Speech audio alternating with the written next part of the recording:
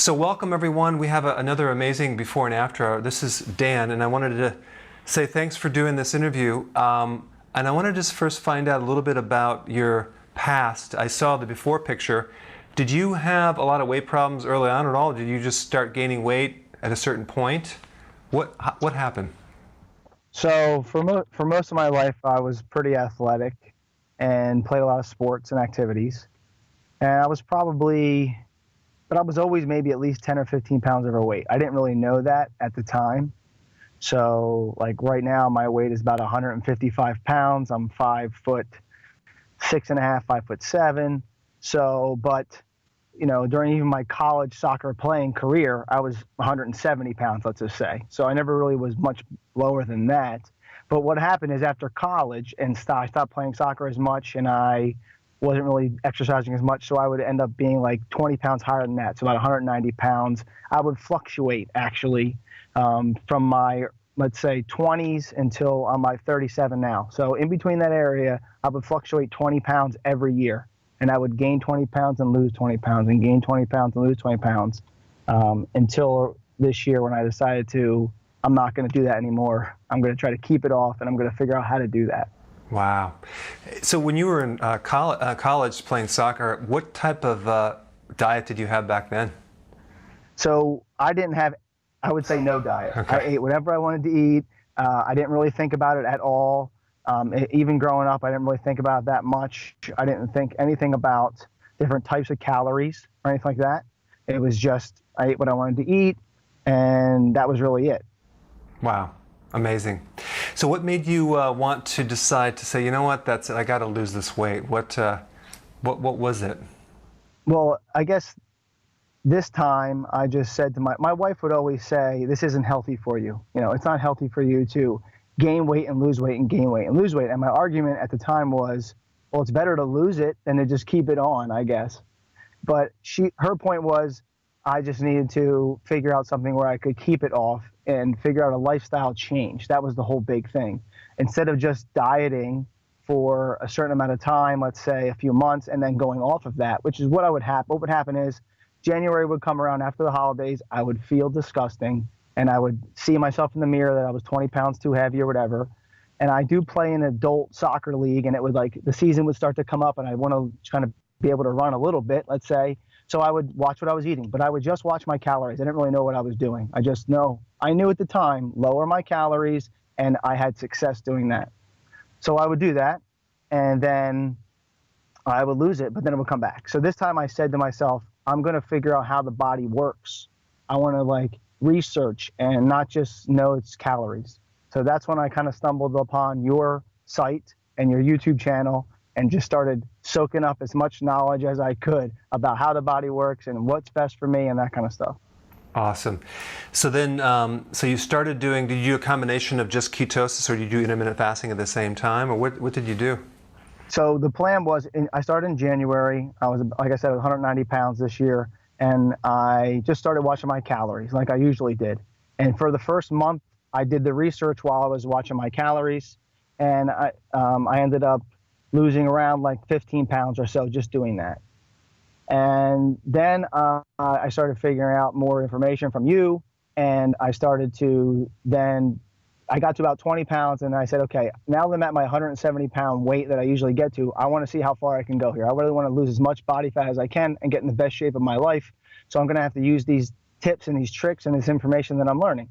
So then that's what I did. I just started to the first thing I did was watch the type of calories that I was eating. So I learned about healthy fats, and I learned about carbohydrates are horrible. And I started to lowering the carbohydrates and increase the fats and try to have as much protein and that kind of stuff. That was my phase 2, I'll say. And then phase 3 was intermittent fasting. I got information about intermittent fasting, and I was probably at that time about 23 or so pounds down to where I wanted to be. So I said, let me do this intermittent fasting. Even though this is working for me with watching my calories and having healthy calories, let me do intermittent fasting and try it. And that's when I was able to lose the last 10 pounds, which is always the hardest for me. When I really tried to push it, I really couldn't do it until I did the intermittent fasting, which was my stage 3, I'm going to call that. And now I'm kind of in almost a stage 4 or 5, well, let me back up. Stage 4 for me is like exercise with intermittent fasting. I was always doing some type of exercise during this time. I would like work out with weights 3 times a week, but nothing crazy, just like an hour in the gym. And then I would also do running. But the biggest thing for me was I did running during my fasting window in the morning. So I know some people have a problem with that. And at first I thought I couldn't do that. I was always under the impression, since my soccer days, I need to have carbohydrates for the soccer game tomorrow, and I got to make sure I'm all ready to go for this and have this energy, and I didn't understand the body. And so my first couple of runs, I was shocked to see that I performed better than I did when I was eating breakfast and then running, let's just say. Isn't that a piece of false data? Like people think they have to have Gatorade or glucose because they're going to crash or whatever. That is not true. So that's the biggest thing. And especially now I'm trying to take this information with my own children. I have 3 kids, 7, 8, and 9, and their diets are, I would say, not as good as they could be. And so, like, you know, they play sports, and I'm like, you don't need that Gatorade. You know, it's not even going to help you. It's bad for you. Let's just have some water. Especially kids will chug a whole thing of Gatorade before the game even starts. You know, it's just not good. It's bad. So here you did that, and then the intermittent fasting, what pattern are you using now?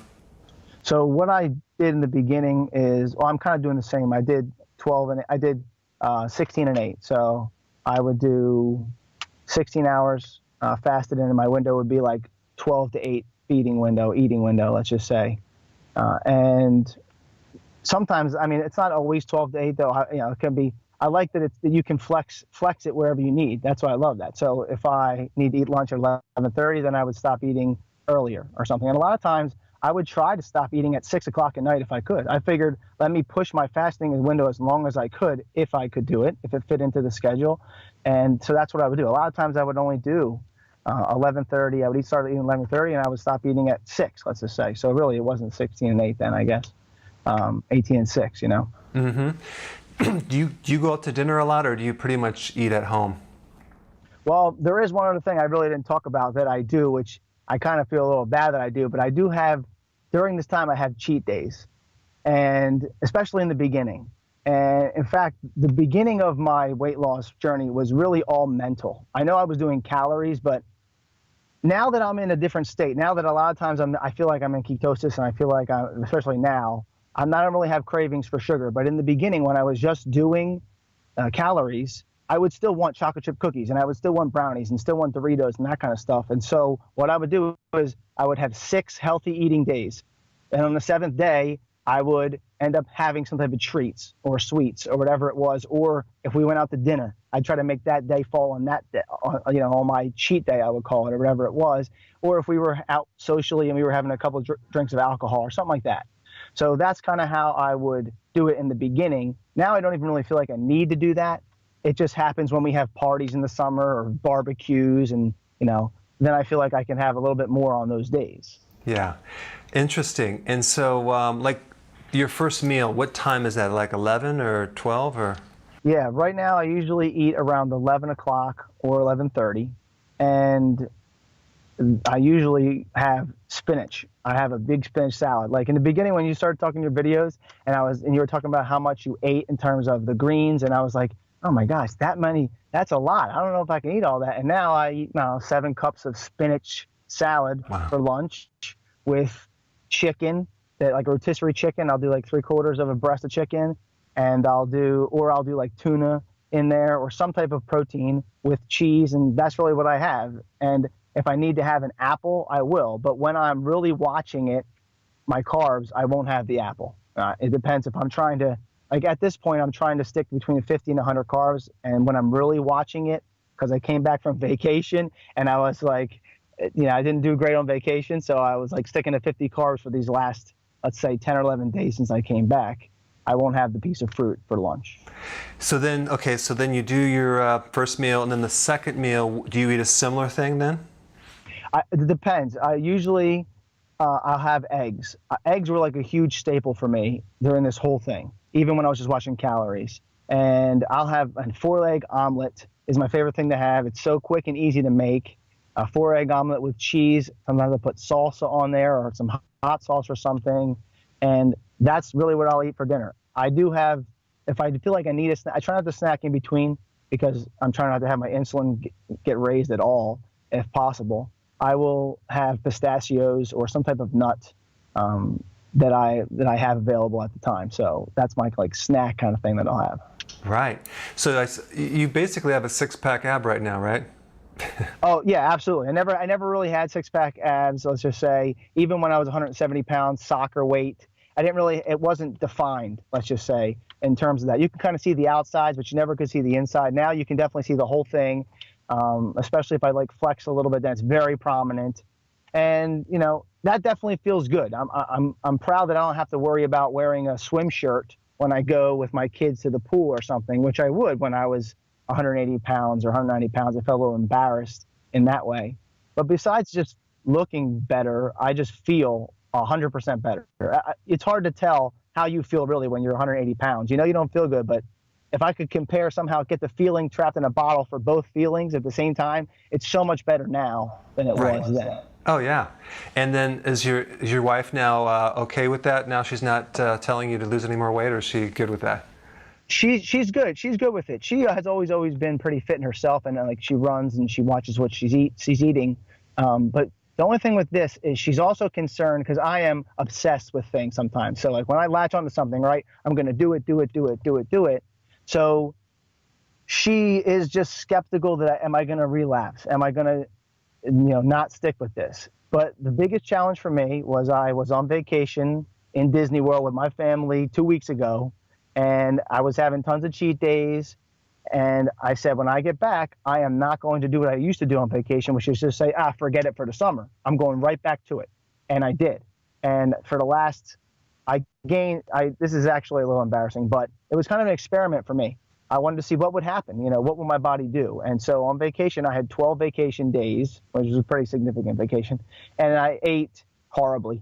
And I gained about 14 pounds. And I said, I want to see what happens. How long is it going to take me to lose this weight? So now, since I've been back, I lost 12 of those 14 pounds by being in ketosis and watching everything I was eating very strict. And I have about 2 pounds to go, and it's been 10 days since I've been back. Wow. I think that's a good point, because the whole goal is to get your body in a state where you have enough health reserve that you can go off the program. You know what's going to happen. You know how to get back. You're not in a danger state where I don't know what to do. It's not working. And that's like, it's not about just like always I have to avoid this little thing and I have to, but the point is like, you know what to do now. You're not in a mystery about it. And then also, what about your performance now playing soccer? Like do you feel like you're faster, or do you more performance? Anything with that?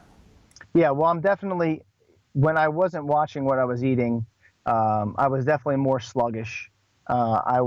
I'm definitely faster, obviously, because I'm 30 pounds less, 35 pounds less than I was before. So, it's hard to fathom that too, that I was 30 pounds heavier. I couldn't imagine carrying 30 pounds now and trying to run around the soccer field. But I did. It's amazing. That's amazing to me, actually, that a lot of people are overweight, that they need more weight than they need to be, and they are still able to do so many things. Their body is so strong, but it would be so much stronger if they lost that weight, So there's definitely a big performance difference, yes. And it's just amazing, the professional athletes that are, especially like I did college wrestling, the stuff that we would eat is crazy. I mean, it's just like insane. So, I mean, I don't know what soccer players eat, but it's probably just the same as everyone else, right? Yeah, well, especially in college, no one was paying attention to nutrition, back in 2000 and whatever it was, or 19 actually. I'm a lot older than that. So no one was paying attention to those things. We actually thought have a big pasta dinner. We would have a whole group together. The team would get together, and the night before we'd have a big pasta dinner, garlic bread and pasta, and we're loading up on our carbs because tomorrow that's going to help us perform. Obviously, we didn't know what we were doing. Yeah. And I think that there are tons of people that don't know what they're doing, and they're just going with old information that's not true.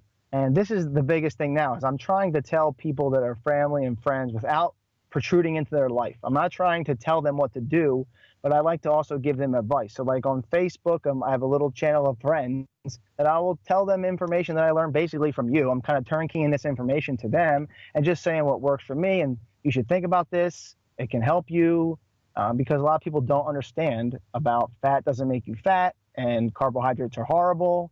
They just don't understand that at all.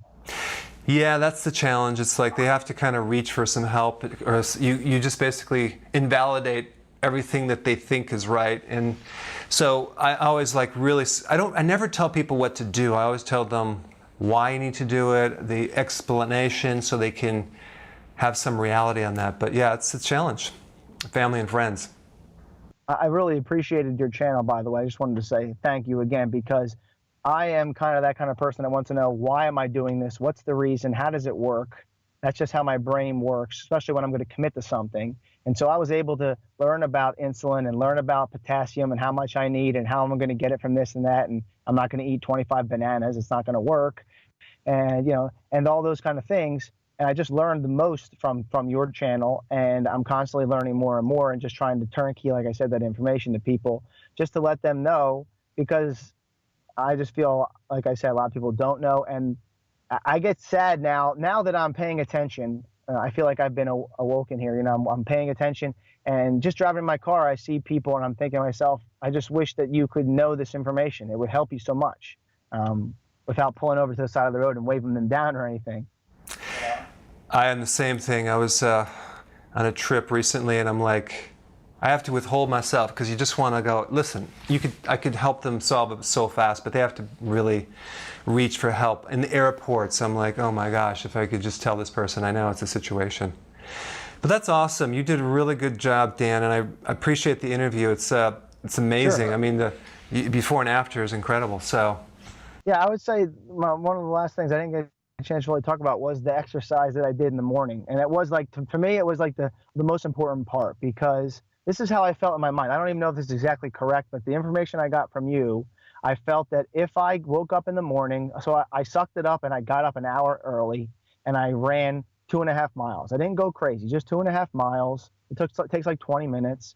And I felt like I had plenty of energy.